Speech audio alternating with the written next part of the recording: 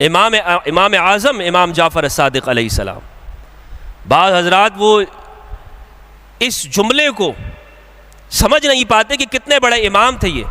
امام ابو حنیفہ جن کی زندگی کے اندر 2 سال پی ایچ ڈی کرنے والے ہیں امام صادق کے پاس بیٹھ کر. جب کوفہ کے اندر ابن حبیرہ نے ابو حنیفہ کے اوپر پابندی لگائی کہ تم یہاں نہیں رہ سکتے، تو ابو حنیفہ کہاں جا کے گئے تھے؟ 5 سال مدینہ میں گزارا. جب بنو عباس کے ابو جعفر صفا آتے ہیں تو پھر اس کے بعد وہ مدینہ بغداد کے اندر آئے ہیں. تو ایک پوری تاریخ ہے. ابو حنیفہ اسپیشلائزیشن کرنے کے لیے امام باقر کی یونیورسٹی کے اندر انہوں نے باقاعدہ ایڈمیشن لیا. امام محمد الباقر علیہ السلام صلی اللہ محمد والے.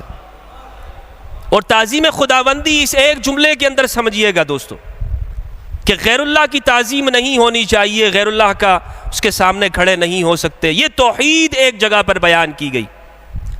اور ایک توحید وہ ہے کہ جو ابو حنیفہ کی زبانی سمجھاتا ہوں، عرض کرتا ہوں. سمجھانے کا جملہ تو مجھے نہیں کہنا چاہیے، عرض کرتا ہوں میں.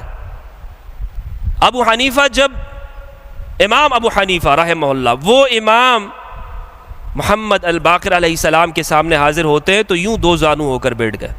کیوں ایسے 2 زانو ہو کر؟ اور اس بات کو لکھا ہے مفتی اعظم مصر ابو زہرہ المصری نے ابو حنیفہ حیاتہ و عصرہ کے اندر ابو حنیفہ کی زندگی پر انہوں نے بڑی شاندار کتاب لکھی ہے. اور ایک کتاب شبلی نعمانی نے لکھی ہے سیرت النعمان. تو وہ کہتے ہیں ایسے بیٹھ گئے اور کہا کہ اے امام، آج مجھ پر ابو حنیفہ پر آپ کی تعظیم ایسے واجب ہے جیسے صحابہ کے اوپر رسول اللہ کی تعظیم واجب تھی. یہ ہے تعظیم خداوندی کا حقیقی معنی. اے امام، یعنی میں 2 زانو کیوں نہ بیٹھوں اور آپ اپنی جگہ سے مت اٹھیے گا، آپ اپنی جگہ سے مت اٹھیے. جیسے رسول کے زمانے میں صحابہ پر رسول کی عزت اور حرمت اور تقدس واجب تھا، ایسے ابو حنیفہ کے اوپر بھی محمد الباقر کی تقدس اور عظمت واجب ہے.